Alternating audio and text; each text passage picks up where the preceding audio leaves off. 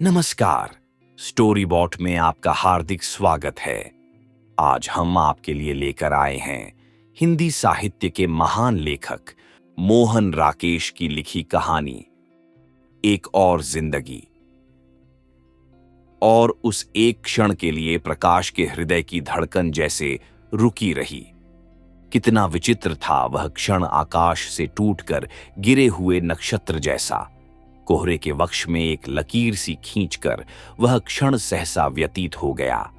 कोहरे में से गुजर कर जाती हुई आकृतियों को उसने एक बार फिर ध्यान से देखा। क्या यह संभव था कि व्यक्ति की आंखें इस हद तक उसे धोखा दें? तो जो कुछ वह देख रहा था वह यथार्थ ही नहीं था। कुछ ही क्षण पहले जब वह कमरे से निकलकर बालकनी पर आया था, तो क्या उसने कल्पना में भी यह सोचा था कि आकाश की ओर छोर तक फैले हुए कोहरे में गहरे पानी की निचली सतह पर तैरती हुई मछलियों जैसी जो आकृतियां नजर आ रही हैं, उनमें कहीं वे दो आकृतियां भी होंगी? मंदिर वाली सड़क से आते हुए दो कुहरीले रंगों पर जब उसकी नजर पड़ी थी, तब भी क्या उसके मन में कहीं ऐसा अनुमान जागा था? फिर भी न जाने क्यों उसे लग रहा था जैसे बहुत समय से, बल्कि कई दिनों से वह उनके वहां से गुजरने की प्रतीक्षा कर रहा हो, जैसे कि उन्हें देखने के लिए ही वह कमरे से निकलकर बालकनी पर आया हो और उन्हीं को ढूंढती हुई उसकी आंखें मंदिर वाली सड़क की तरफ मुड़ी हों।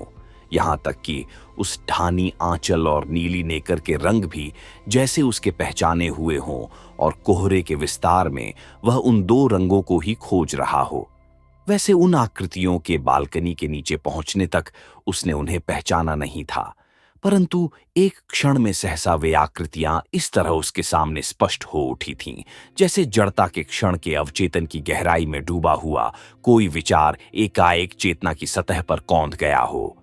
नीली नेकर वाली आकृति घूमकर पीछे की तरफ देख रही थी। क्या उसे भी कोहरे में किसी की खोज थी? और किसकी? प्रकाश का मन हुआ कि उसे आवाज दे, मगर उसके गले से शब्द नहीं निकले। कोहरे का समुद्र अपनी गंभीरता में खामोश था, मगर उसकी अपनी खामोशी एक ऐसे तूफान की तरह थी जो हवा न मिलने से अपने अंदर ही घुमड़क कर रह गया हो। नहीं तो क्या वह इतना ही असमर्थ था कि उसके गले से एक शब्द भी न निकल सके? वह बालकनी से हटकर कमरे में आ गया। वहां अपने अस्त व्यस्त सामान पर नजर पड़ी तो शरीर में निराशा की एक सिहरन दौड़ गई। क्या यही वह जिंदगी थी जिसके लिए उसने? परंतु उसे लगा कि उसके पास कुछ भी सोचने के लिए समय नहीं है। उसने जल्दी जल्दी कुछ चीजों को उठाया और रख दिए, जैसे कि कोई चीज ढूंढ रहा हो जो उसे मिल न रही हो। अचानक खूंटी पर लटकती पतलून पर नजर पड़ी तो उसने पाजामा उतारकर जल्दी से उसे पहन लिया। फिर पल भर खोया सा खड़ा रहा। उसे समझ नहीं आ रहा था कि वह क्या चाहता है। क्या वह उन दोनों के पीछे जाना चाहता था, या बालकनी पर खड़ा होकर पहले की तरह उन्हें देखते रहना चाहता था? अचानक उसका हाथ मेज पर रखे ताले पर पड़ गया तो उसने उसे उठा लिया। जल्दी से दरवाजा बंद करके वह जीने से उतरने लगा। जीने पर आकर ध्यान आया कि जूता नहीं पहना। वह पल भर ठिठक कर खड़ा रहा, मगर लौट कर नहीं गया। नीचे सड़क पर पहुंचते ही पांव कीचड़ में लथपथ हो गए। दूर देखा वे दोनों आकृतियां घोड़ों के अड्डे के पास पहुंच चुकी थीं। वह जल्दी जल्दी चलने लगा। पास से गुजरते एक घोड़े वाले से उसने कहा कि आगे जाकर नीली निकर वाले बच्चे को रोक ले, उससे कहे कि कोई उससे मिलने के लिए आ रहा है। घोड़े वाला घोड़ा दौड़ाता हुआ गया, मगर उन दोनों के पास न रुककर उनसे आगे निकल गया। वहां जाकर न जाने किसे उसने उसका संदेश दे दिया। जल्दी जल्दी चलते हुए भी प्रकाश को लग रहा था जैसे वह बहुत आहिस्ता चल रहा हो, जैसे उसके घुटने जकड़ गए हों और रास्ता बहुत बहुत लंबा हो गया हो। उसका मन इस आशंका से बेचैन था कि उसके पास पहुंचने तक वे लोग घोड़ों पर सवार होकर वहां से चल न दें, और जिस दूरी को वह नापना चाहता था वह ज्यों की त्यों न बनी रहे। मगर ज्यों ज्यों फासला कम हो रहा था, उसका कम होना भी उसे अखर रहा था। क्या वह जानबूझकर अपने को एक ऐसी स्थिति में नहीं डाल रहा था जिससे उसे अपने को बचाए रखना चाहिए था? उन लोगों ने घोड़े नहीं लिए थे। वह जब उनसे 3-4 गज दूर रह गया तो सहसा उसके पांव रुक गए। तो क्या सचमुच अब उसे उस स्थिति का सामना करना ही था? पाशी! इससे पहले कि वह निश्चय कर पाता, अनायास उसके मुंह से निकल गया। बच्चे की बड़ी बड़ी आंखें उसकी तरफ घूम गईं, साथ ही उसकी मां की आंखें भी। कोहरे में अचानक कई कई बिजलियां कौंध गईं। प्रकाश दो एक कदम और आगे बढ़ गया। बच्चा हैरान आंखों से उसकी तरफ देखता हुआ अपनी मां के साथ सट गया। पलाश, इधर आ मेरे पास, प्रकाश ने हाथ से चुटकी बजाते हुए कहा, जैसे कि यह हर रोज की साधारण घटना हो और बच्चा अभी कुछ मिनट पहले ही उसके पास से अपनी मां के पास गया हो। बच्चे ने मां की तरफ देखा। वह अपनी आंखें हटाकर दूसरी तरफ देख रही थी। बच्चा अब और भी उसके साथ सट गया और उसकी आंखें हैरानी के साथ साथ एक शरारत से चमक उठीं। प्रकाश को खड़े खड़े उलझन हो रही थी। लग रहा था कि खुद चलकर उस दूरी को नापने के सिवा अब कोई चारा नहीं है। वह लंबे लंबे डग भरकर बच्चे के पास पहुंचा और उसे उसने अपनी बाहों में उठा लिया। बच्चे ने एक बार किलककर उसके हाथों से छूटने की चेष्टा की, परंतु दूसरे ही क्षण अपनी छोटी छोटी बाहें उसके गले में डालकर वह उससे लिपट गया। प्रकाश उसे लिए हुए थोड़ा एक तरफ को हट आया। तूने पापा को पहचाना नहीं था क्या? पहचाना था। बच्चा बाहें उसके गले में डाले झूलने लगा। तो तू झट से पापा के पास आया क्यों नहीं? नहीं आया, कहकर बच्चे ने उसे चूम लिया। तू आज ही यहां आया है? नहीं, कल आया था। अभी रहेगा या आज ही लौट जाएगा? अभी 3-4 दिन रहूंगा। तो पापा के पास मिलने आएगा ना? आऊंगा। प्रकाश ने एक बार उसे अच्छी तरह अपने साथ सटाकर चूम लिया तो बच्चा किलक कर उसके माथे, आंखों और गालों को जगह जगह चूमने लगा। कैसा बच्चा है? पास खड़े एक कश्मीरी मजदूर ने सिर हिलाते हुए कहा। तुम तहां लहते हो? बच्चा बाहें उसी तरह उसकी गर्दन में डाले जैसे उसे अच्छी तरह देखने के लिए थोड़ा पीछे को हट गया। वहां, प्रकाश ने दूर अपनी बालकनी की तरफ इशारा किया। तू कब तक वहां आएगा? अभी ऊपर जातल दूध पीऊंगा, उसके बाद तुम्हारे पांच आऊंगा।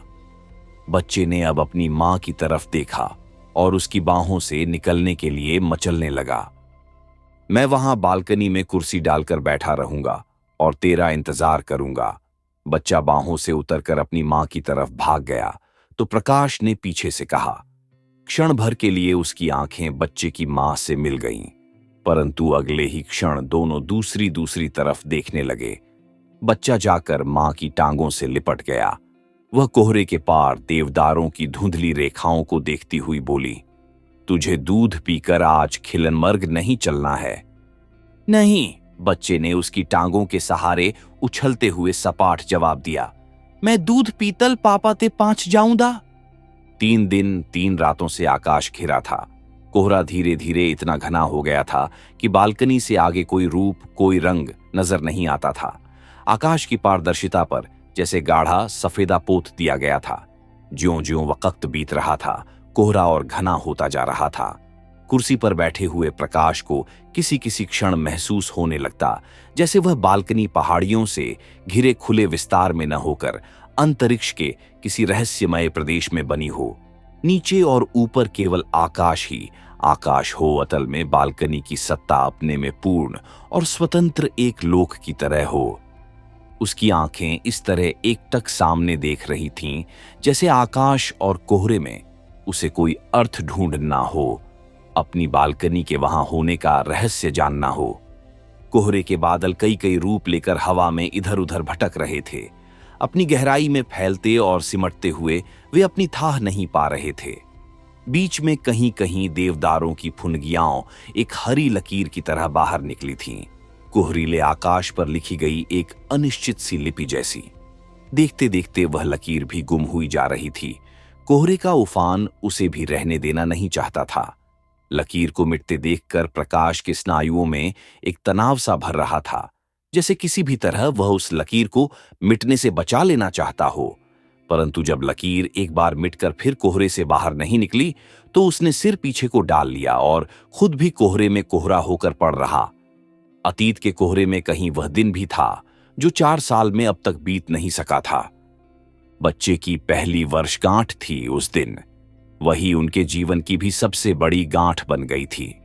ब्याह के कुछ महीने बाद से ही पति पत्नी अलग रहने लगे थे। ब्याह के साथ जो सूत्र जुड़ना चाहिए था वह जुड़ नहीं सका था। दोनों अलग अलग जगह काम करते थे और अपना अपना स्वतंत्र ताना बाना बुनकर जी रहे थे। लोकाचार के नाते साल 6 महीने में कभी एक बार मिल लिया करते थे। वह लोकाचार ही इस बच्चे को दुनिया में ले आया था। बीना समझती थी कि इस तरह जानबूझकर उसे फंसा दिया गया है। प्रकाश सोचता था कि अनजाने में ही उससे एक कसूर हो गया है। साल भर बच्चा मां के ही पास रहा था। बीच में बच्चे की दादी 6-7 महीने उसके पास रह आई थी। पहली वर्षगांठ पर बीना ने लिखा था कि वह बच्चे को लेकर अपने पिता के पास लखनऊ जा रही है। वहीं पर बच्चे के जन्मदिन की पार्टी देगी। प्रकाश ने उसे तार दिया था कि वह भी उस दिन लखनऊ आएगा, अपने एक मित्र के यहां हजरतगंज में ठहरेगा। अच्छा होगा कि पार्टी वहीं दी जाए। लखनऊ के कुछ मित्रों को भी उसने सूचित कर दिया था कि बच्चे की वर्षगांठ के अवसर पर वे उसके साथ चाय पीने के लिए आए। उसने सोचा था कि बीना उसे स्टेशन पर मिल जाएगी, परंतु वह नहीं मिली। हजरतगंज पहुंचकर नहा धो चुकने के बाद उसने बीना के पास संदेश भेजा कि वह वहां पहुंच गया है। कुछ लोग 4:30-5 बजे चाय पीने आएंगे। इससे पहले वह बच्चे को लेकर जरूर वहां आ जाए। मगर 5 बजे, 6 बजे, 7 बज गए, बीना बच्चे को लेकर नहीं आई। दूसरी बार संदेश भेजने पर पता चला कि वहां उन लोगों की पार्टी चल रही है। बीना ने कहला भेजा कि बच्चा 8 बजे तक खाली नहीं होगा, इसलिए वह अभी उसे लेकर नहीं आ सकती।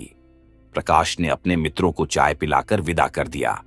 बच्चे के लिए खरीदे हुए उपहार बीना के पिता के यहां भेज दिए।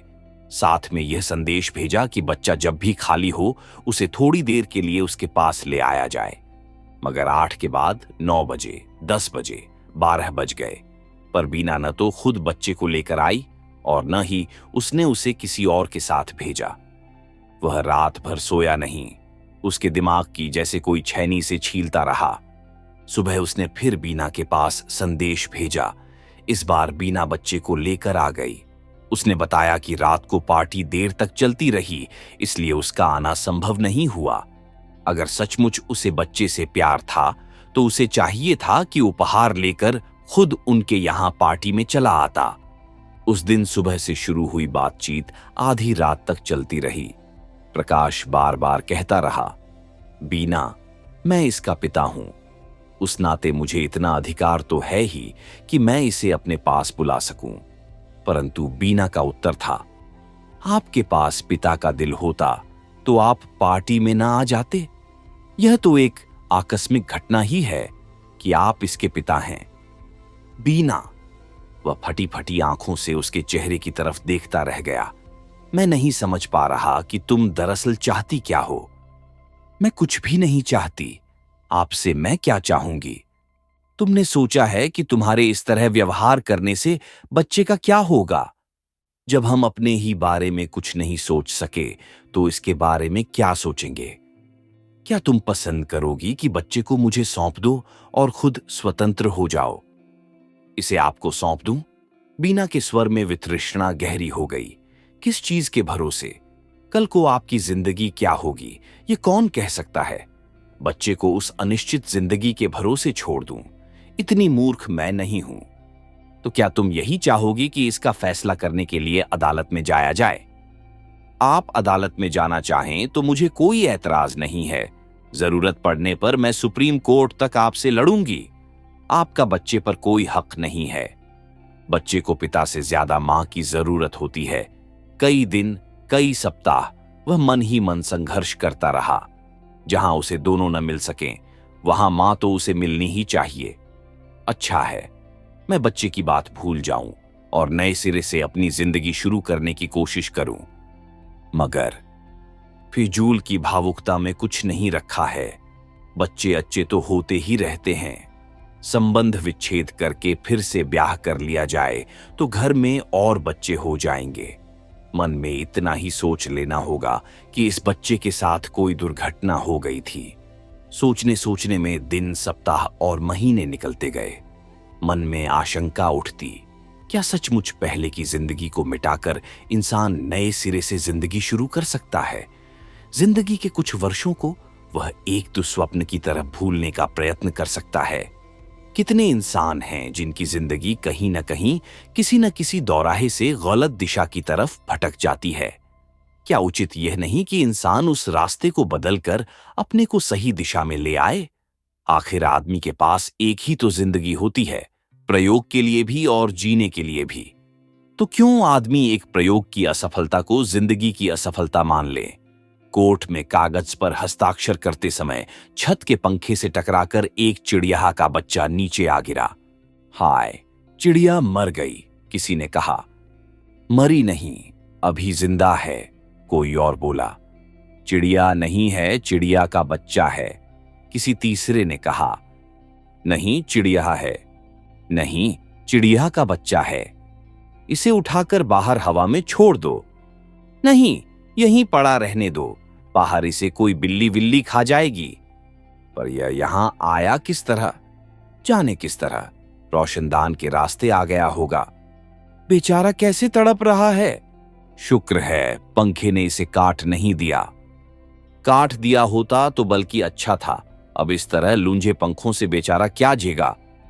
तब तक पति पत्नी दोनों ने कागज पर हस्ताक्षर कर दिए थे। बच्चा उस समय कोर्ट के अहाते में कौ के पीछे भागता हुआ किलकारियां भर रहा था। वहां आसपास धूल उड़ रही थी और चारों तरफ मटियाली सी धूप फैली थी। फिर दिन, सप्ताह और महीने, 2.5 साल गुजर जाने पर भी वह फिर से जिंदगी शुरू करने की बात तय नहीं कर पाया था। उस बीच बच्चा 3 बार उससे मिलने के लिए आया था। वह नौकर के साथ आता और दिन भर उसके पास रहकर अंधेरा होने पर लौट जाता।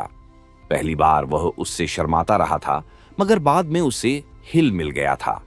वह बच्चे को लेकर घूमने चला जाता, उसे आइसक्रीम खिलाता, खिलौने ले देता। बच्चा जाने के वक्त हट करता, अभी नहीं दाऊंगा, दूध पीतल दाऊंगा, थाना थातल दाऊंगा। जब बच्चा इस तरह की बात कहता तो उसके अंदर कोई चीज दुखने लगती।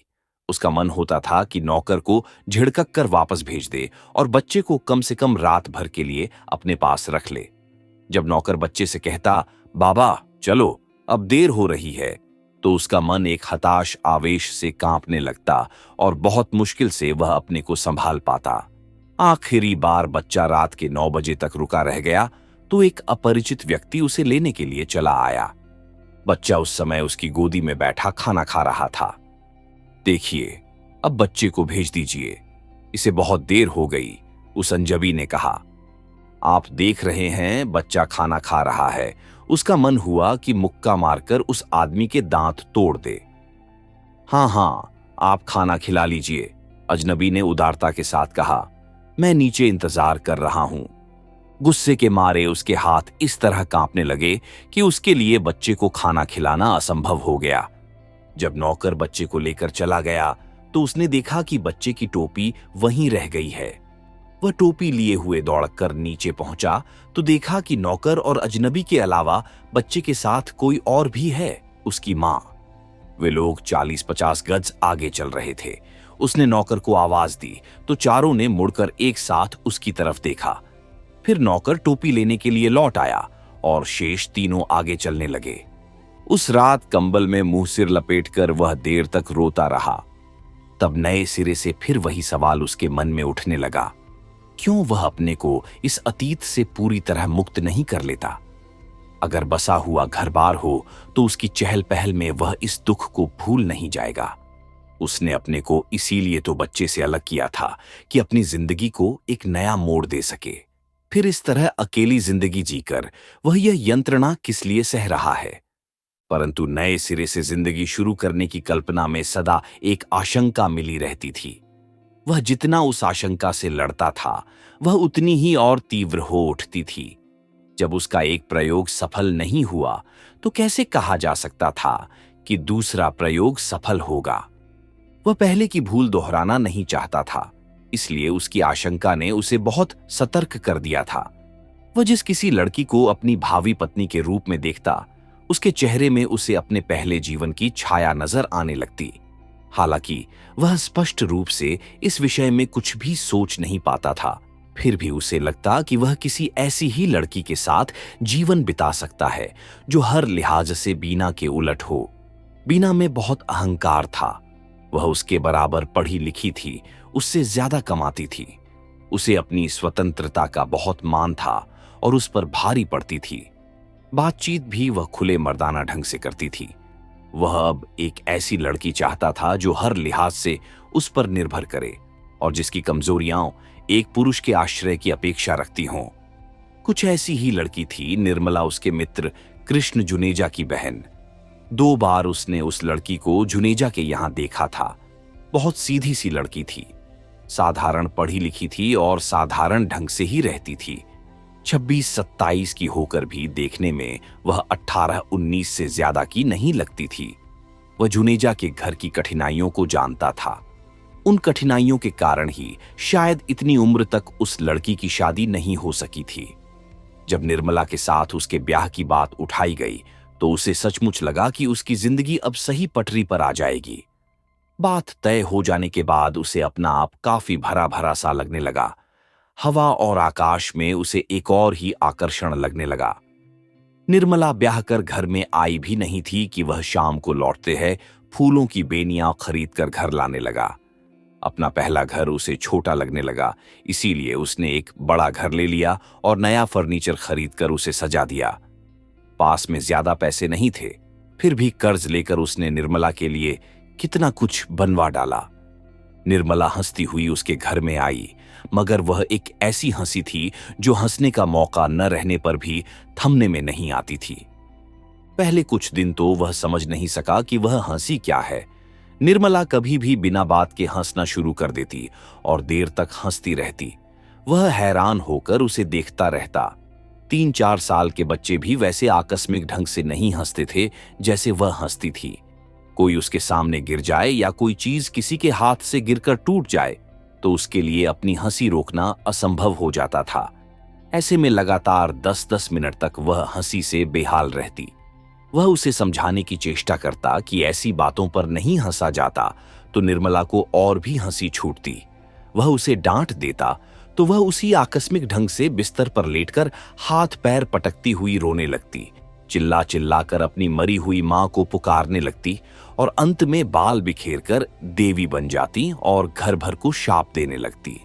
कभी अपने कपड़े फाड़कर इधर उधर छिपा देती, अपने गहने जूतों के अंदर संभाल देती। कभी अपनी बांह पर फोड़े की कल्पना करके 2-2 दिन उसके दर्द से कराहती रहती और फिर सहसा स्वस्थ होकर कपड़े धोने लगती और सुबह से शाम तक कपड़े धोती रहती। जब मन शांत होता तो मुंह गोल किए वह अंगूठा चूसने लगती। उठते बैठते खाते पीते प्रकाश के सामने निर्मला के तरह तरह के रूप आते रहते और उसका मन एक अंधे कुएं में भटकने लगता। रास्ता चलते हुए उसके मन में एक शून्य सा घिर आता और वह भौंचक्का सा सड़क के किनारे खड़ा होकर सोचने लगता कि वह घर से क्यों आया है और कहां जा रहा है। उसका किसी से मिलने या कहीं भी आने जाने को मन न होता। कई बार वह बिल्कुल जड़ होकर देर देर तक एक ही जगह खड़ा या बैठा रहता। एक बार सड़क पर चलते हुए वह खंभे से टकराकर नाली में गिर गया। एक बार बस पर चढ़ने की कोशिश में नीचे गिर जाने से उसकी बुशर्ट पीछे से फट गई और वह इससे बेखबर दूसरी बस में चढ़कर आगे चल दिया। उसे पता तब चला जब किसी ने रास्ते में उससे कहा, जेंटलमैन, तुम्हें घर जाकर कपड़े बदल लेने चाहिए। उसे लगता जैसे वह जी न रहा हो, अंदर ही अंदर घुट रहा हो। क्या यही वह जिंदगी थी जिसे पाने के लिए उसने इतने साल अपने से संघर्ष किया था? उसे गुस्सा आता कि जुनेजा ने उसके साथ ऐसा क्यों किया। उस लड़की को मानसिक अस्पताल में भेजने की जगह उसका ब्याह क्यों कर दिया। उसने जुनेजा को इस संबंध में पत्र लिखे, परंतु उसकी ओर से कोई उत्तर नहीं मिला। उसने जुनेजा को बुला भेजा तो वह आया भी नहीं। वह स्वयं जुनेजा से मिलने गया तो जवाब मिला कि निर्मला अब उसकी पत्नी है, उसके मायके के लोगों का उनकी जिंदगी में कोई दखल नहीं है और निर्मला रात दिन घर में उसी तरह हंसती और रोती रहती। तुम मेरे भाई से क्या पूछने गए थे? वह बाल बिखेर कर देवी का रूप धारण किए हुए कहती। तुम बीना की तरह मुझे भी तलाक देना चाहते हो, किसी तीसरी को घर में लाना चाहते हो, मगर मैं बीना नहीं हूं। वह सती स्त्री नहीं थी, मैं सती स्त्री हूं। तुम मुझे छोड़ने की बात मन में लाओगे तो मैं इस घर को जलाकर भस्म कर दूंगी, सारे शहर में भूचाल ले आऊंगी। लाऊं भूचाल? और बाहें फैलाकर वह चिल्लाने लगती, आ भूचाल, आ आ, मैं सती स्त्री हूं, तो इस घर की ईंट से ईंट बजा दे। आ आ आ। वह उसे शांत करने की चेष्टा करता तो वह कहती, देखो, तुम मुझसे दूर रहो, मेरे शरीर को हाथ मत लगाओ, मैं सती स्त्री हूं, देवी हूं। तुम मेरा सतीत्व नष्ट करना चाहते हो, मुझे खराब करना चाहते हो। मेरा तुमसे ब्याह कब हुआ है? मैं तो अभी कंवारी हूं, छोटी सी बच्ची हूं। संसार का कोई भी पुरुष मुझे नहीं छू सकता। मैं आध्यात्मिक जीवन जीती हूं, मुझे कोई छू कर देखे तो। और बाल बिखरे हुए इसी तरह बोलती चिल्लाती कभी वह घर की छत पर पहुंच जाती और कभी बाहर निकलकर घर के आसपास चक्कर काटने लगती। उसने दो एक बार होठों पर हाथ रखकर निर्मला का मुंह बंद करना चाहा तो वह और भी जोर से चिल्लाने लगी, तुम मेरा मुंह बंद करना चाहते हो, मेरा गला घोंटना चाहते हो, मुझे मारना चाहते हो। तुम्हें पता है मैं देवी हूं, मेरे चारों भाई 4 शेर हैं, वे तुम्हें नोच नोच कर खा जाएंगे। उन्हें पता है उसकी बहन देवी है, कोई मेरा बुरा चाहेगा तो वे उसे उठाकर ले जाएंगे और काल कोठरी में बंद कर देंगे। मेरे बड़े भाई ने अभी अभी नई कार ली है, मैं उसे चिट्ठी लिख दूं तो वह भी कार लेकर आ जाएगा और हाथ पैर बांधकर तुम्हें कार में डालकर ले जाएगा। 6 महीने बंद रखेगा, फिर छोड़ेगा। तुम्हें पता नहीं वे चारों के चारों शेर कितने जालिम हैं। वे राक्षस हैं, राक्षस। आदमी की बोटी बोटी काट दें और किसी को पता भी न चले, मगर मैं उन्हें नहीं बुलाऊंगी। मैं सती स्त्री हूं, इसलिए अपने सत्य से ही अपनी रक्षा करूंगी। सब कोशिशों से हारकर वह थका हुआ अपने पड़नाने के कमरे में बंद होकर पड़ जाता, तो भी आधी रात तक वह साथ के कमरे में उसी तरह बोलती रहती।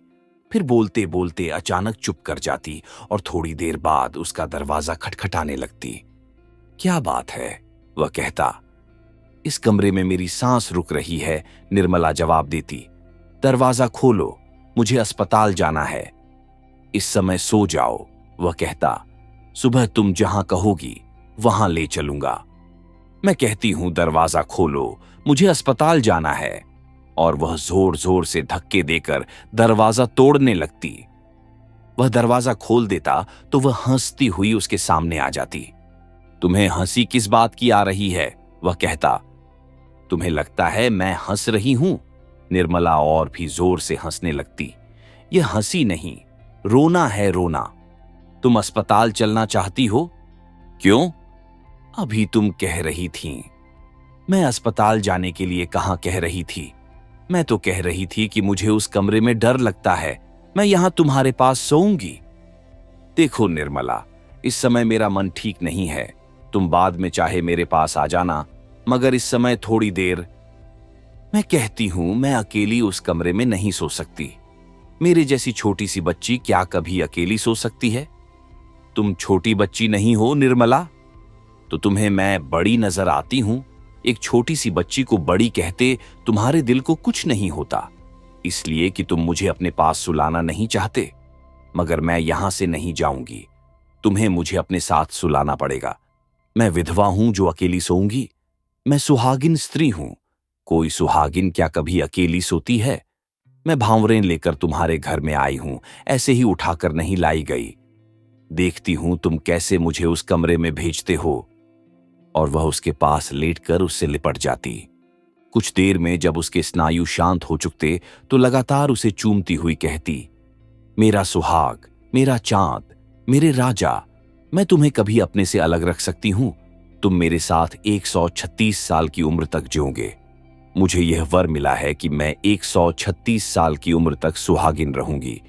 जिसकी भी मुझसे शादी होती वह 136 साल की उम्र तक जीता। तुम देख लेना मेरी बात सच निकलती है या नहीं। मैं सती स्त्री हूं और सती स्त्री के मुंह से निकली बात कभी झूठ नहीं होती। तुम सुबह मेरे साथ अस्पताल चलोगी? क्यों? मुझे क्या हुआ है जो मैं अस्पताल जाऊंगी? मुझे तो आज तक कभी सिर दर्द भी नहीं हुआ, मैं अस्पताल क्यों जाऊंगी? एक दिन प्रकाश उसके लिए कई किताबें खरीद लाया। उसने सोचा था कि शायद पढ़ने से निर्मला के मन को एक दिशा मिल जाए और वह धीरे धीरे अपने मन के अंधेरे से बाहर निकलने लगे। मगर निर्मला ने उन किताबों को देखा तो मुंह बिचकाकर एक तरफ हटा दिया। ये किताबें मैं तुम्हारे पढ़ने के लिए लाया हूं, उसने कहा। मेरे पढ़ने के लिए? निर्मला हैरानी के साथ बोली। मैं इन किताबों को पढ़कर क्या करूंगी? मैंने तो मार्क्सवाद, मनोविज्ञान और सभी कुछ 14 साल की उम्र में ही पढ़ लिया था। अब इतनी बड़ी होकर मैं ये किताबें पढ़ने लगूंगी? और उसके पास से उठकर अंगूठा चूसती हुई वह दूसरे कमरे में चली गई। पापा, कोहरे के बादलों में भटका मन सहसा बालकनी पर लौट आया। खिलनमर्ग की सड़क पर बहुत से लोग घोड़े दौड़ाते जा रहे थे। एक धुंधले चित्र की बुझी बुझी आकृतियां, जैसे कुछ वैसे ही बुझी बुझी आकृतियां क्लब से बाजार की तरफ आ रही थीं। बाईं तरफ बर्फ से ढकी पहाड़ी की एक छोटी कोहरे से बाहर निकल आई थी और जाने किधर से आती धूप की एक किरण ने जिसे जगमगा दिया था। कोहरे में भटके कुछ पक्षी उड़ते हुए उस छोटी के सामने आ गए तो सहसा उनके पंख सुनहरे हो उठे, मगर अगले ही क्षण वे फिर धुंधलके में खो गए। प्रकाश कुर्सी से उठ खड़ा हुआ और झांककर नीचे सड़क की तरफ देखने लगा। क्या वह आवाज पलाश की नहीं थी, मगर सड़क पर दूर तक वैसी कोई आकृति दिखाई नहीं दे रही थी। आंखों से टूरिस्ट होटल के गेट तक जाकर वह लौट आया और गले पर हाथ रखकर जैसे निराशा की चुभन को रोके हुए फिर कुर्सी पर बैठ गया। 10 के बाद 11, 12 और फिर 1 बज गया था और बच्चा नहीं आया था। क्या बच्चे के पहले जन्मदिन की घटना आज फिर दोहराई जानी थी? पापा, प्रकाश ने चौंक कर सिर उठाया। वही कोहरा और वही धुंधली सुनसान सड़का, दूर घोड़ों की टापें और धीमी चाल से उस तरफ को आता एक कश्मीरी मजदूर। क्या वह आवाज उसे अपने कानों के अंदर से सुनाई दे रही थी? तभी कानों के अंदर 2 नन्हे पैरों की आवाज भी गूंज गई और उसके बहुत पास बच्चे का स्वर किलक उठा, पापा। साथ ही 2 नन्ही बाहें उसके गले से लिपट गईं और बच्चे के झंडूले बाल उसके होंठों से छू गए। प्रकाश ने बच्चे के शरीर को सिर से पैर तक छू लिया, फिर उसके माथे और आंखों को हल्के से चूम लिया। तो मैं जाऊं, पलाश? एक भूली हुई मगर परिचित आवाज ने प्रकाश को फिर चौंका दिया। उसने घूमकर पीछे देखा। कमरे के दरवाजे के बाहर बीना दाईं तरफ न जाने किस चीज पर आंखें गड़ाए खड़ी थी। आप अंदर आ जाइए, आप, कहता हुआ वह बच्चे को बाहों में लिए अस्त व्यस्त सा कुर्सी से उठ खड़ा हुआ। नहीं, मैं जा रही हूं। बीना ने फिर भी उसकी तरफ नहीं देखा। मुझे इतना बता दीजिए कि बच्चा कब तक लौट कर आएगा? आप जब कहें तभी भेज दूंगा। प्रकाश बालकनी की दहलीज लांघकर कमरे में आ गया। 4 बजे इसे दूध पीना होता है, तो 4 बजे तक मैं इसे वहां पहुंचा दूंगा। इसने हल्का सा स्वेटर ही पहन रखा है, दूसरे पुलोवर की जरूरत तो नहीं पड़ेगी। आप दे दीजिए, जरूरत पड़ेगी तो मैं इसे पहना दूंगा। बीना ने दहलीज के उस तरफ से पुलोवर उसकी तरफ बढ़ा दिया। उसने पुलोवर लेकर उसे शाल की तरह बच्चे को ओढ़ा दिया। आप, उसने बीना से फिर कहना चाहा कि अंदर आ जाए, मगर उसे कहा नहीं गया। बीना चुपचाप जीने की तरफ चल दी। प्रकाश कमरे से निकल आया। जीने से बीना ने कहा, देखिए, इसे आइसक्रीम वगैरह मत खिलाइएगा, इसका गला बहुत जल्द खराब हो जाता है। अच्छा। बीना पल भर रुकी रही। शायद उसे और भी कुछ कहना था, मगर फिर बिना कुछ कहे नीचे उतर गई। बच्चा प्रकाश की बाहों में उछलता हुआ हाथ हिलाता रहा। मम्मी, टाटा टाटा। प्रकाश उसे लिए बालकनी पर लौट आया तो वह उसके गले में बाहें डालकर बोला, पापा, मैं आइचक्लीम जलूल थाऊंदा। हाँ हाँ बेटे। प्रकाश उसकी पीठ पर हाथ फेरने लगा। जो तेरे मन में आए सो खाना। और कुछ देर वह अपने को, बालकनी को और यहां तक कि बच्चे को भी भूला हुआ सामने कोहरे में देखता रहा। कोहरे का पर्दा धीरे धीरे उठने लगा तो मीलों तक फैले हरियाली के रंगमंच की धुंधली रेखाएं स्पष्ट हो उठीं। वे दोनों गोल्फ ग्राउंड पार करके क्लब की तरफ जा रहे थे। चलते हुए बच्चे ने पूछा, पापा, आदमी के 2 टांगें क्यों होती हैं, 4 क्यों नहीं होती? प्रकाश ने चौंक कर उसकी तरफ देखा और कहा, अरे क्यों पापा? बच्चा बोला, तुमने अरे क्यों कहा है? तू इतना साफ बोल सकता है तो अब तक तुतलाकर क्यों बोल रहा था? प्रकाश ने उसे बाहों में उठाकर एक अभियुक्त की तरह सामने कर लिया। बच्चा खिलखिलाकर हंसा। प्रकाश को लगा कि यह वैसी ही हंसी है जैसी कभी वह स्वयं हंसा करता था। बच्चे के चेहरे की रेखाओं से भी उसे अपने बचपन के चेहरे की याद हो आई। उसे लगा जैसे एकाएक उसका 30 साल पहले का चेहरा उसके सामने आ गया हो और वह खुद उस चेहरे के सामने एक अभियुक्त की तरह खड़ा हो। मम्मी तो ऐसे ही अच्छा लगता है, बच्चे ने कहा। क्यों? मेले तो नहीं पता, तुम मम्मी छे पूछ लेना। तेरी मम्मी तुझे जोर से हंसने से भी मना करती है। प्रकाश को वे दिन याद आए जब उसके खिलखिलाकर हंसने पर बीना कानों पर हाथ रख लिया करती थी। बच्चे की बाहें उसकी गर्दन के पास कस गईं। हाँ, वह बोला, मम्मी कहती है अच्छे बच्चे झोल छे नहीं हंसते। प्रकाश ने उसे बाहों से उतार दिया। बच्चा उसकी उंगली पकड़े घास पर चलने लगा। त्यों पापा? उसने पूछा। अच्छे बच्चे झोल छे त्यों नहीं हंसते? हंसते हैं बेटा, प्रकाश ने उसके सिर को सहलाते हुए कहा। सब अच्छे बच्चे जोर से हंसते हैं। तो मम्मी मेले तो त्यों लोटती है? अब वह तुझे नहीं रोकेगी और तू तुतलाकर नहीं ठीक से बोला कर। तेरी मम्मी तुझे इसके लिए भी मना नहीं करेगी। मैं उससे कह दूंगा। तो तुमने पहले मम्मी छे त्यों नहीं कहा?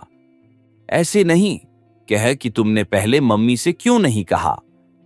बच्चा फिर हंस दिया। तो तुमने पहले मम्मी से क्यों नहीं कहा? पहले मुझे याद नहीं रहा, अब याद से कह दूंगा। कुछ देर दोनों चुपचाप चलते रहे। फिर बच्चे ने पूछा, पापा तुम मेरे जन्मदिन की पार्टी में क्यों नहीं आए? मम्मी कहती थी तुम विलायत गए हुए थे।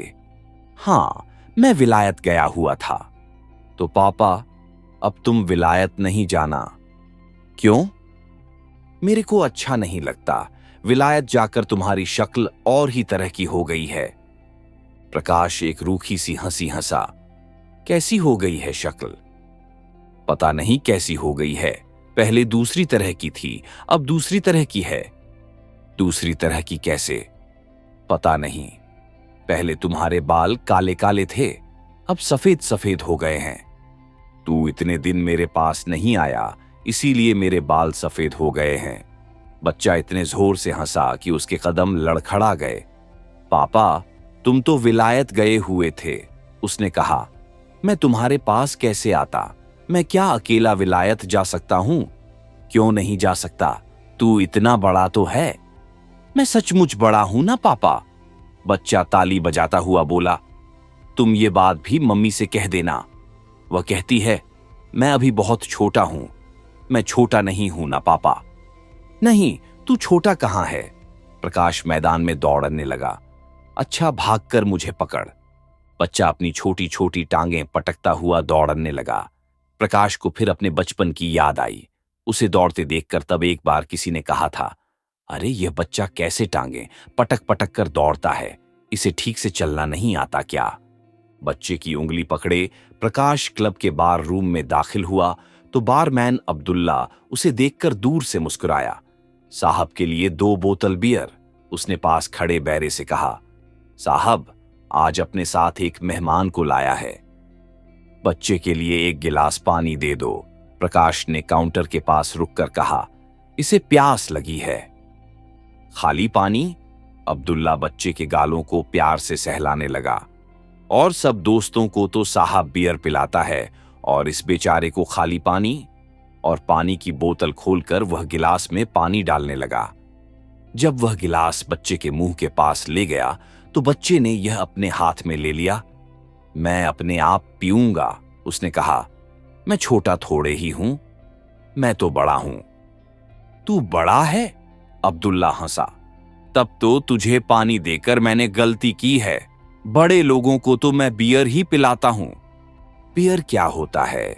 बच्चे ने मुंह से गिलास हटाकर पूछा। बियर होता नहीं, होती है। अब्दुल्ला ने झुककर उसे चूम लिया। तुझे पिलाऊं क्या? नहीं, कहकर बच्चे ने अपनी बाहें प्रकाश की तरफ फैला दी। प्रकाश उसे लेकर ड्योढ़ी की तरफ चला तो अब्दुल्ला भी उन दोनों के साथ साथ बाहर चला आया। किसका बच्चा है साहब? उसने पूछा। मेरा लड़का है, कहकर प्रकाश बच्चे को सीढ़ी से नीचे उतारने लगा। अब्दुल्ला हंस दिया। साहब बहुत खुशदिल आदमी है, उसने कहा। क्यों? अब्दुल्ला हंसता हुआ सिर हिलाने लगा। आपका भी जवाब नहीं है। प्रकाश कुछ कहने को हुआ, मगर अपने को रोककर बच्चे को लिए हुए आगे चल दिया। अब्दुल्ला ड्योढ़ी में रुककर पीछे से सिर हिलाता रहा। बैरा शेर मोहम्मद अंदर से निकलकर आया तो वह और भी खुलकर हंस दिया। क्या बात है, अकेला खड़ा कैसे हंस रहा है? शेर मोहम्मद ने पूछा। साहब का भी जवाब नहीं है। अब्दुल्ला किसी तरह हंसी पर काबू पाकर बोला। किस साहब का जवाब नहीं है? उस साहब का। अब्दुल्ला ने प्रकाश की तरफ इशारा किया। उस दिन बोलता था कि इसने इसी साल शादी की है और आज बोलता है कि यह 5 साल का बाबा इसका लड़का है। जब आया था तो अकेला था और आज इसके लड़का भी हो गया। प्रकाश ने एक बार घूमकर तीखी नजर से उसकी तरफ देख लिया। अब्दुल्ला एक बार फिर खिलखिला उठा। ऐसा खुशदिल आदमी मैंने आज तक नहीं देखा। पापा, घास हरी क्यों होती है, लाल क्यों नहीं होती? क्लब से निकलकर प्रकाश ने बच्चे को एक घोड़ा किराए पर ले दिया था। लिनेन मार्ग को जाने वाली पगडंडी पर वह खुद उसके साथ साथ पैदल चल रहा था। घास के रेशमी फैलाव पर कोहरे का आकाश इस तरह झुका था जैसे अंदर की उमड़ती वासना उसे अपने को उस पर दबा देने के लिए विवश कर रही हो। बच्चा उत्सुक आंखों से आसपास की पहाड़ियों और सामने से बहकर जाती पानी की पतली धार को देख रहा था। कभी कुछ क्षण वह अपने को भूला रहता, फिर अपने अंदर के किसी भाव से प्रेरित होकर काठी पर उछलने लगता। हर चीज का अपना रंग होता है, प्रकाश ने बच्चे की जांघ को हाथ से दबाए हुए कहा और कुछ देर खुद भी हरियाली के फैलाव में खोया रहा। हर चीज का अपना रंग क्यों होता है? क्योंकि कुदरत ने हर चीज का अपना रंग बना दिया है। कुदरत क्या होती है? प्रकाश ने झुककर उसकी जांघ को चूम लिया। कुदरत यह होती है, उसने कहा। जांघ पर गुदगुदी होने से बच्चा भी हंसने लगा। तुम झूठ बोलते हो, उसने कहा। क्यों? तुमको इसका पता ही नहीं है? अच्छा, तो तू बता, घास का रंग हरा क्यों होता है? घास मिट्टी के अंदर से पैदा होती है, इसलिए इसका रंग हरा होता है। अच्छा, तुझे इसका कैसे पता चल गया? बच्चा उछलता हुआ लगाम को झटकने लगा। मेरे को मम्मी ने बताया था। प्रकाश के होंठों पर एक विकृत सी मुस्कुराहट आ गई। उसे लगा जैसे आज भी उसके और बीना के बीच एक द्वंद्व चल रहा हो और बीना उस द्वंद्व में उस पर भारी पड़ने की चेष्टा कर रही हो। तेरी मम्मी ने तुझे और क्या क्या बता रखा है? वह बोला। यह भी बता रखा है कि आदमी के 2 टांगें क्यों होती हैं और 4 क्यों नहीं। हाँ, मम्मी कहती थी कि आदमी के 2 टांगें इसलिए होती हैं कि वह आधा जमीन पर चलता है, आधा आसमान में। अच्छा? प्रकाश के होंठों पर हंसी और मन में उदासी की एक रेखा फैल गई। मुझे इसका पता नहीं था। तुमको तो किसी बात का भी पता नहीं है पापा, बच्चा बोला। इतने बड़े होकर भी पता नहीं है। घास, बर्फ और आकाश के रंग दिन में कई कई बार बदल जाते थे। बदलते रंगों के साथ मन भी और से और होने लगता था।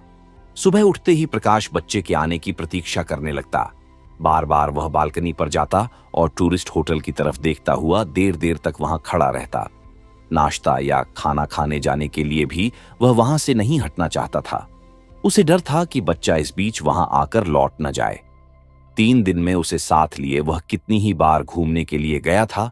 उसके घोड़े के पीछे पीछे दौड़ा था और उसके साथ घास पर लौटता रहा था।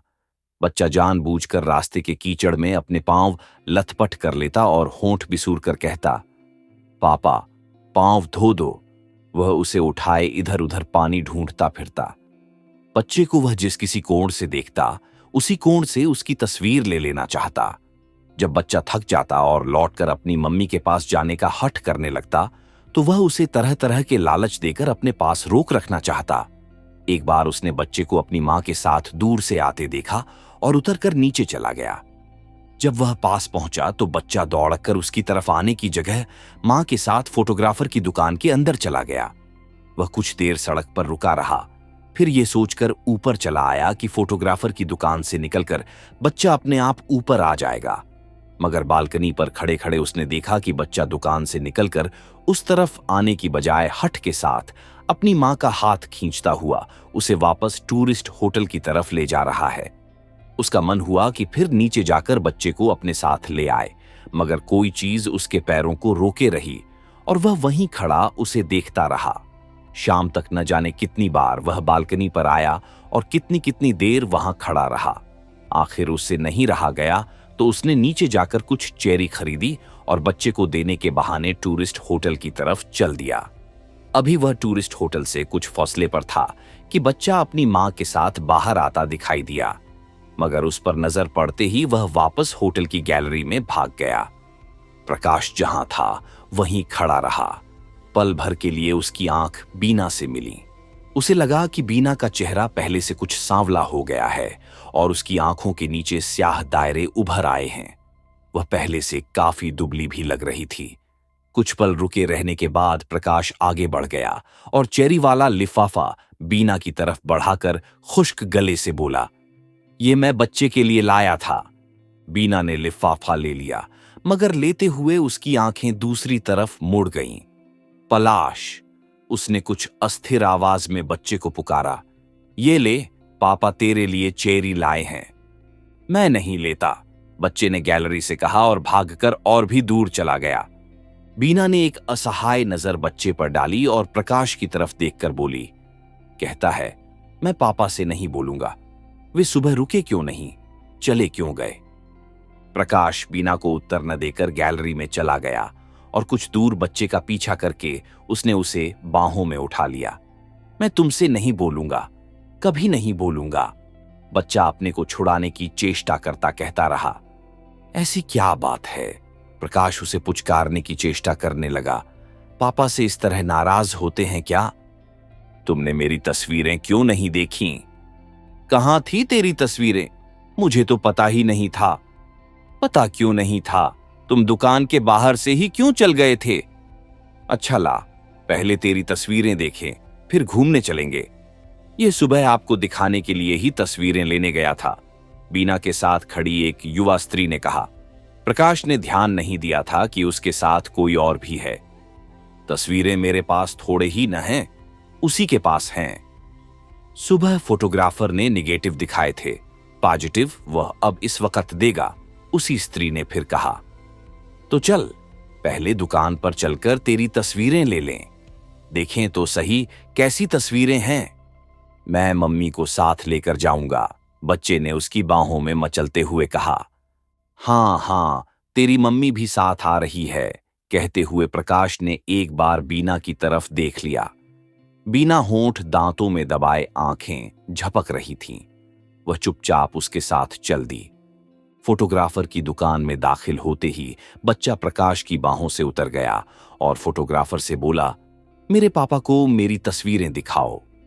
फोटोग्राफर ने तस्वीरें निकालकर मेज पर फैला दी तो बच्चा एक एक तस्वीर उठाकर प्रकाश को दिखाने लगा।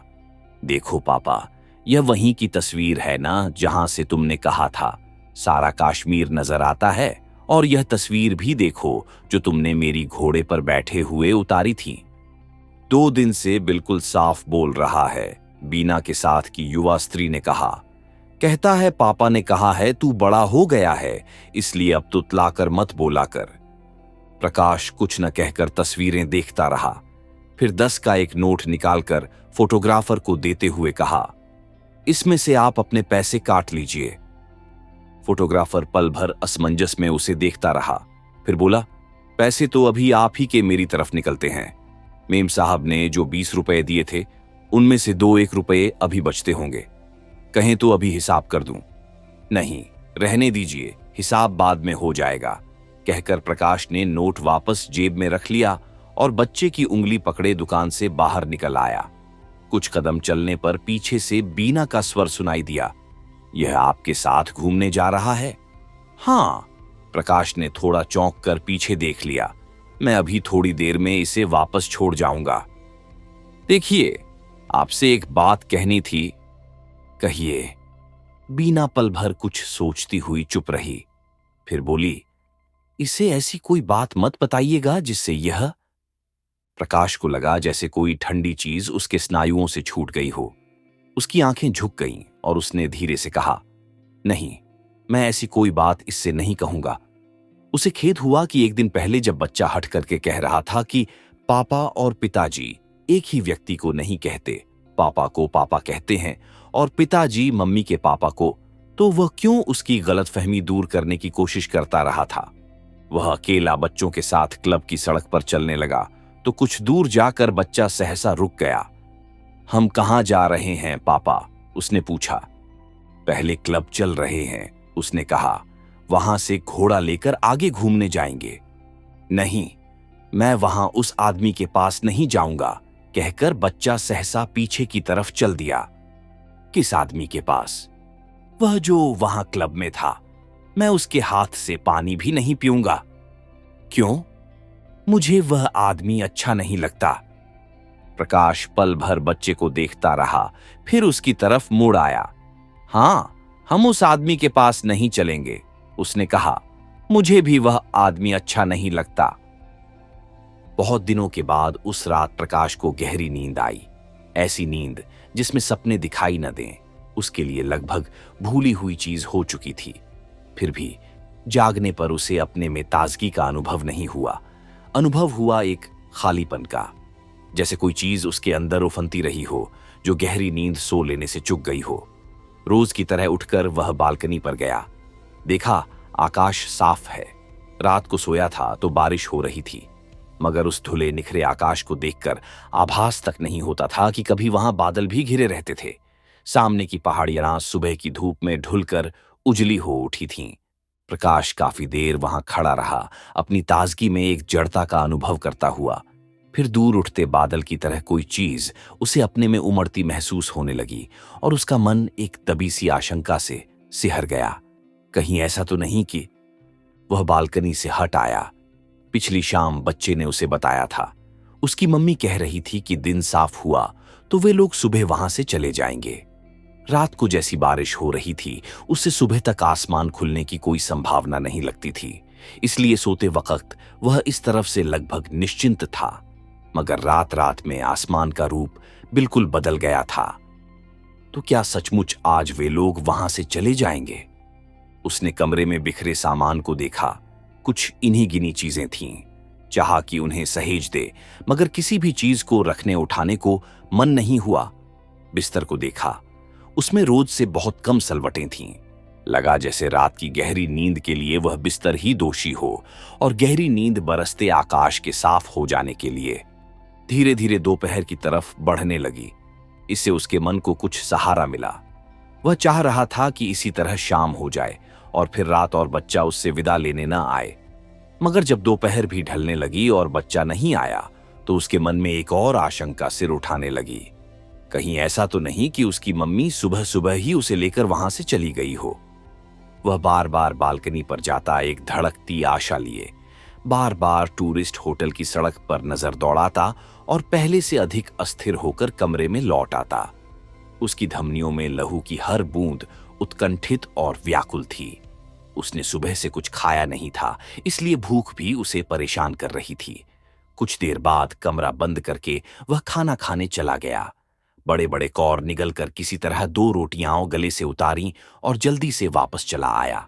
मगर उतनी देर भी कमरे से बाहर रहना उसे एक अपराध सा लग रहा था। लौटते हुए उसने सोचा कि उसे खुद जाकर टूरिस्ट होटल से पता कर लेना चाहिए। मगर सड़क की चढ़ाई चढ़ते हुए उसने दूर से देखा, बीना बच्चे के साथ उसकी बालकनी के नीचे सड़क पर खड़ी थी।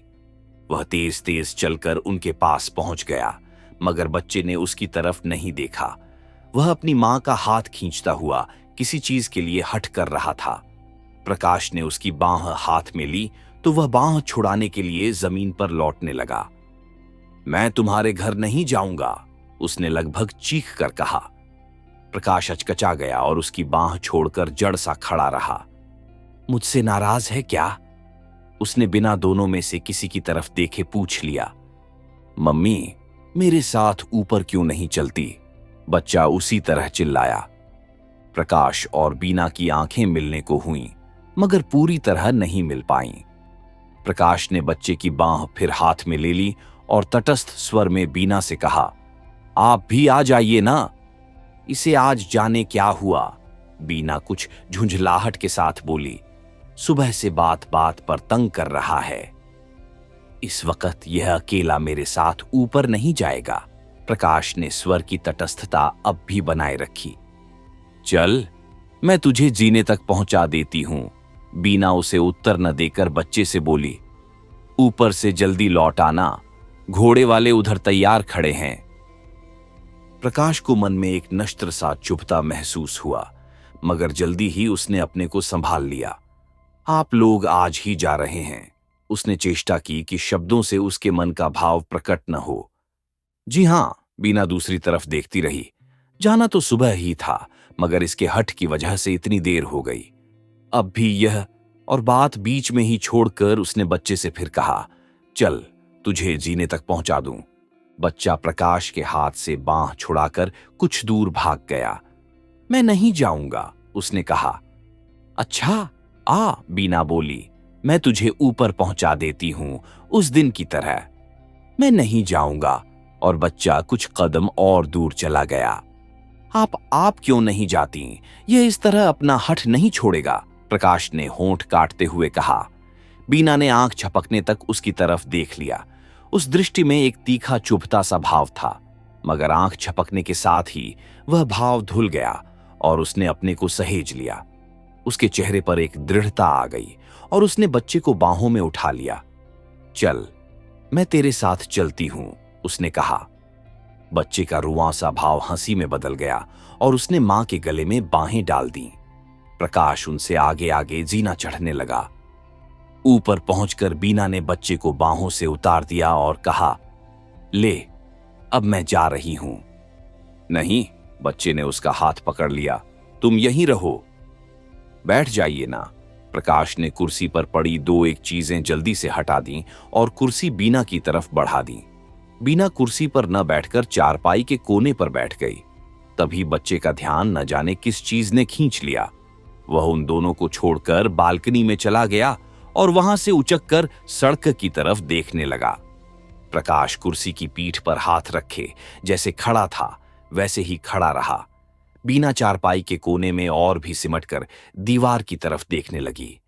असावधानी के एक क्षण में उनकी आंखें मिल गईं, तो बीना ने अपनी पूरी शक्ति संचित करके पूछ लिया, कल इसकी जेब में कुछ रुपये मिले थे, वे आपने रखे थे? हां, प्रकाश ने अटकते स्वर से कहा। सोचा था उनसे यह कोई चीज बनवा लेगा। बीना पल भर चुप रही, फिर बोली, क्या चीज बनवानी होगी? कोई भी चीज, कोई अच्छा सा ओवरकोट या। कुछ देर फिर चुप्पी रही। फिर बीना ने पूछ लिया, कैसा कोट बनवाना होगा? कैसा भी, जैसा इसे अच्छा लगे, या जैसा आप ठीक समझें। कोई खास तरह का कपड़ा लेना हो तो बता दीजिए। खास कपड़ा कोई नहीं, कैसा भी हो। कोई खास रंग? नहीं, हां, नीले रंग का हो तो ज्यादा अच्छा है। कहकर प्रकाश को थोड़ा अफसोस हुआ। उसे पता था बीना को नीले रंग पसंद नहीं है। बच्चा उछलता हुआ बालकनी से लौट आया और बीना का हाथ पकड़कर बोला, अब चलो। पापा से प्यार तो किया नहीं और आते ही चल भी दिया। प्रकाश ने उसे बाहों में ले लिया। बच्चे ने उसके होंठों से होंठ मिलाकर एक बार अच्छी तरह उसे चूम लिया और फिर झट से उसकी बाहों से निकलकर मां से बोला, अब चलो। बीना चारपाई से उठ खड़ी हुई। बच्चा उसका हाथ पकड़कर उसे बाहर की तरफ खींचने लगा। तलो न मम्मी, देल हो लही है।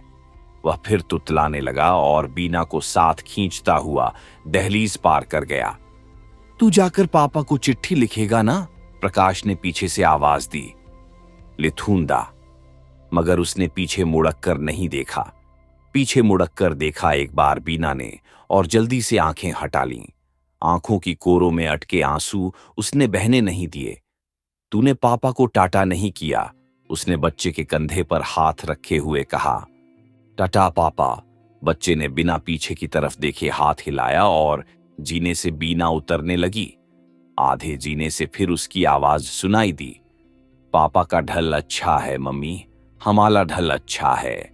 पापा ते ढल में तो कुछ छामान ही नहीं है। तू अब चुप करेगा कि नहीं? बीना ने उसे झिड़कर दिया। जो मुंह में आता है बोलता जाता है। नहीं तुप तलूंदा, नहीं तलूंदा तुप। बच्चे का स्वर फिर रुहांसा हो गया और वह तेज तेज नीचे उतरने लगा। पापा का ढल दंदा, पापा का ढल थू। रात होते होते आकाश फिर घिर गया। प्रकाश क्लब के बाथरूम में बैठा एक के बाद एक बियर की बोतलें खाली करता रहा। बारमैन अब्दुल्ला लोगों के लिए रम और व्हिस्की के पैक ढालता हुआ बार बार कनखियों से उसकी तरफ देख लेता। इतने दिनों में पहली बार वह प्रकाश को इस तरह पीते देख रहा था। लगता है आज साहब ने कहीं से बड़ा माल मारा है, उसने एक आध बार शेर मोहम्मद से कहा। आगे कभी एक बोतल से ज्यादा नहीं पीता था और आज 4-4 बोतलें पीकर भी बस करने का नाम नहीं ले रहा। शेर मोहम्मद ने सिर्फ मुंह बिचका दिया और अपने काम में लगा रहा। प्रकाश की आंखें अब्दुल्ला से मिलीं तो अब्दुल्ला मुस्कुरा दिया। प्रकाश कुछ क्षण इस तरह उसे देखता रहा जैसे वह आदमी न होकर एक धुंधला सा साया हो, और सामने का गिलास परे सरकाकर उठ खड़ा हुआ। काउंटर के पास जाकर उसने 10-10 के 2 नोट अब्दुल्ला के सामने रख दिए। अब्दुल्ला बाकी पैसे गिनता हुआ खुशामदी स्वर में बोला, आज साहब बहुत खुश नजर आता है। हाँ। प्रकाश इस तरह उसे देखता रहा जैसे उसके सामने से वह साया धुंधला होकर बादलों में गुम हुआ जा रहा हो। वह चलने को हुआ तो अब्दुल्ला ने पहले सलाम किया, फिर आहिस्ता से पूछ लिया, क्यों साहब, वह कौन बच्चा था उस दिन आपके साथ? किसका लड़का है वह? प्रकाश को लगा जैसे साया अब बिल्कुल गुम हो गया हो और सामने सिर्फ बादल ही बादल घिरा रह गया हो। उसने जैसे बादल को चीर कर देखने की चेष्टा करते हुए कहा, कौन लड़का? अब्दुल्ला पल भर भौचक्का सा हो रहा, फिर खिलखिलाकर हंस पड़ा। तब तो मैंने शेर मोहम्मद से ठीक ही कहा था, वह बोला। क्या? कि साहब तबीयत का बादशाह है, जब चाहे किसी के लड़के को अपना लड़का बना ले और जब चाहे। यहां गुलमर्ग में यह सब चलता है। आप जैसा हमारा एक और साहब है। प्रकाश को लगा कि बादल बीच से फट गया है और चीलों की कई पंक्तियां उस दर्रे में से होकर दूर उड़ी जा रही हैं।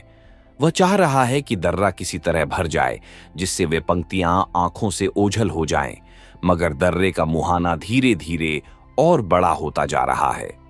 उसके गले से एक अस्पष्ट सी आवाज निकली और वह अब्दुल्ला की तरफ से आंखें हटाकर वहां से चल दिया। बस एक बाजी, और अपनी आवाज की गूंज प्रकाश को स्वयं अस्वाभाविक सी लगी। उसके साथियों ने हल्का सा विरोध किया, मगर पत्ते एक बार फिर बंटने लगे। कार्ड रूम तब तक लगभग खाली हो चुका था। कुछ देर पहले तक वहां काफी चहल पहल थी। कई नाजुक हाथों से पत्तों की नाजुक चालें चली जा रही थीं और तिपाइयों पर शीशे के नाजुक गिलास रखे उठाए जा रहे थे। मगर अब आसपास 4-4 खाली कुर्सियों से घिरी चौकोर मेजें ही रह गई थीं, जो बहुत अकेली और उदास लग रही थीं। पॉलिश की चमक के बावजूद उनमें एक वीरानगी उभर आई थी। दीवार में बुखारी की आग कब की ठंडी पड़ चुकी थी। जाली के उस तरफ कुछ बुझे अधबुझे अंगारे रह गए थे, सर्दी से ठिठुरकर स्याह पड़ते और राख में गुम होते हुए। उसने पत्ते उठा लिए। हर बार की तरह इस बार भी सब बेमेल पत्ते थे। ऐसी बाजी की आदमी चुपचाप फेंक कर अलग हो जाए, मगर उसी के जोर देने से पत्ते भंटे थे, इसलिए वह उन्हें फेंक नहीं सकता था। उसने नीचे से पत्ता उठाया तो वह और भी बेमेल था। हाथ से कोई भी पत्ता चलकर वह उन पत्तों का मेल बिठाने की कोशिश करने लगा। बाहर मूसलाधार बारिश हो रही थी, पिछली रात की बारिश से भी तेज। खिड़की के शीशों से टकराती बूंदें एक चुनौती लिए आती, मगर बेबस होकर नीचे ढुलक जाती। उन्हें देखकर लगता जैसे कई चेहरे खिड़की के साथ सटकर लगातार आंसू बहा रहे हों। किसी क्षण हवा से किवाड़ हिल जाते तो वे चेहरे जैसे हिचकियां लेने लगते। हिचकियां बंद होने पर गुस्से से घूरने लगते। उन चेहरों के पीछे घना अंधेरा था, जहां लगता था कोई चीज छटपटाती हुई दम तोड़ रही है। डिक्लेयर! प्रकाश चौंक गया। उसके हाथ के पत्तों में अब भी कोई मेल नहीं था। इस बार भी उसे फुल हैंड देना था। पत्ते फेंक कर उसने पीछे टेक लगा ली और फिर खिड़की से सटे चेहरों को देखने लगा। तुम बहुत खुशकिस्मत आदमी हो प्रकाश, हम में सबसे खुशकिस्मत तुम ही हो। प्रकाश की आंखें खिड़की से हट आईं। पत्ते उठाकर रख दिए गए थे और मेज पर हार जीत का हिसाब किया जा रहा था। हिसाब करने वाला आदमी ही उससे कह रहा था, कहते हैं ना, जो पत्तों में बदकिस्मत हो वह जिंदगी में खुशकिस्मत होता है। अब देख लो, सबसे ज्यादा तुम ही हारे हो, इसलिए मानना पड़ेगा कि सबसे खुशकिस्मत आदमी तुम ही हो। प्रकाश ने अपने नाम के आगे लिखे जोड़ को देखा। पल भर के लिए उसकी धड़कन बढ़ गई कि जेब में उतने पैसे हैं भी या नहीं। उसने पूरी जेब खाली कर ली। लगभग हारी हुई रकम के बराबर ही पैसे थे। रकम अदा कर देने के बाद एक छोटे सिक्के ही उसके पास बच रहे और उनके साथ वह अंतर्देशीय पत्र जो शाम की डाक से आया था और जिसे जेब में रखकर वह क्लब चला आया था। पत्र निर्मला का था, जो उसने अब तक खोलकर पढ़ा नहीं था। जेब में पड़े पड़े वह काफी मुचड़ गया था। निर्मला के अक्षरों पर नजर पड़ते ही उसके कई कई चेहरे उसके सामने उभरने लगे।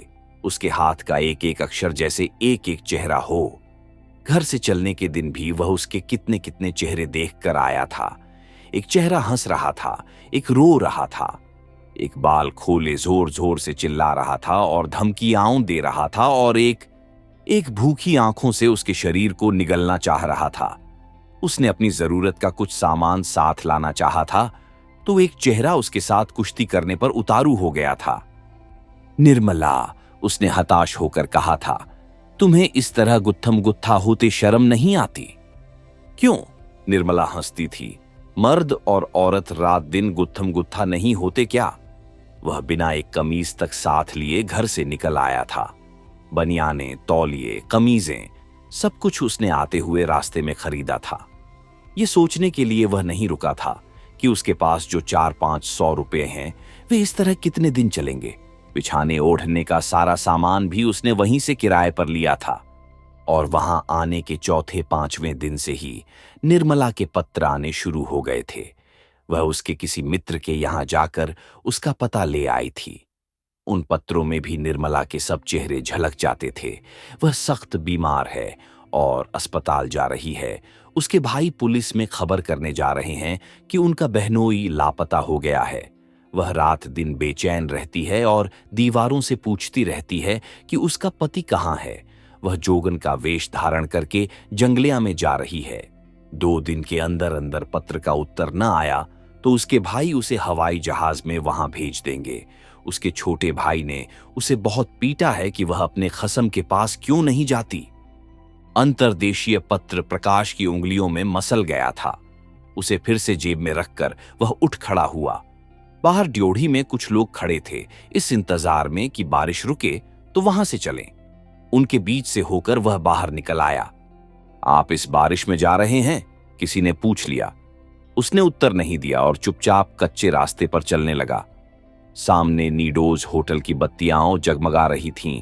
बाकी सब तरफ दाएं बाएं और ऊपर नीचे अंधेरा ही अंधेरा था। क्लब के अहाते से निकलकर वह सड़क पर पहुंचा तो पानी और तेज हो गया। उसका सिर पूरा भीग गया था और पानी की धारें गर्दन से होकर कमीज के अंदर जा रही थीं। हाथ पैर सुन्न हो रहे थे, फिर भी आंखों में एक जलन सी महसूस हो रही थी।